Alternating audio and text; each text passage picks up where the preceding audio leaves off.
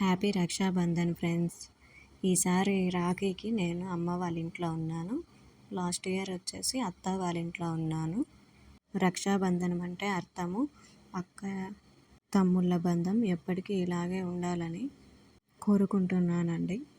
ఈసారి రక్షాబంధన్కి మా శాన్విక్ యాడ్ అయ్యి రాఖీ ఆఫ్టర్నూన్ 1:30 తర్వాత కట్టాలనేసి నేను ఈవినింగ్ కట్టానండి. మంచిగా పూజ చేసుకొని అప్పుడైతే మంచిదనేసి.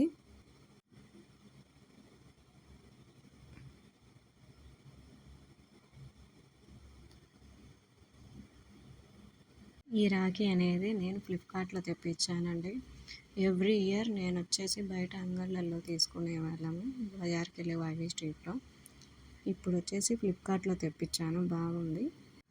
ఈ రాఖీ వచ్చేసి కాంబో ప్యాక్ లాగా వచ్చింది.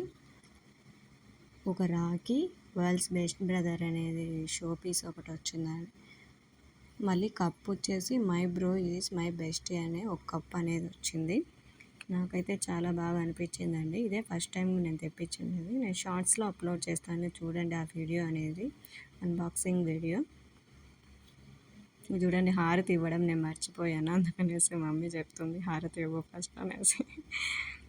ఓకే, భానుకి జామున్స్ అంటే చాలా ఇష్టం అండి. మా తమ్మునికి ఎవ్రీ ఇయర్ నేను నా చేత్తోనే చేసి పెడతాను జామున్స్ అనేటివి. రాఖీ ఫెస్టివల్కి మాత్రం ఖచ్చితంగా జామున్స్ అనేటివి చేస్తానండి.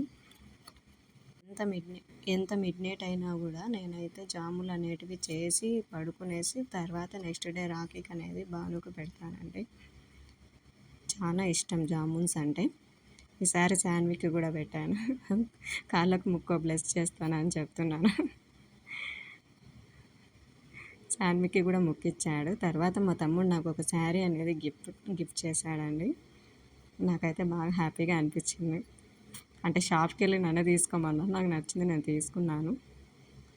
తర్వాత శాన్విక్కి కూడా బాగానే కట్టాడు.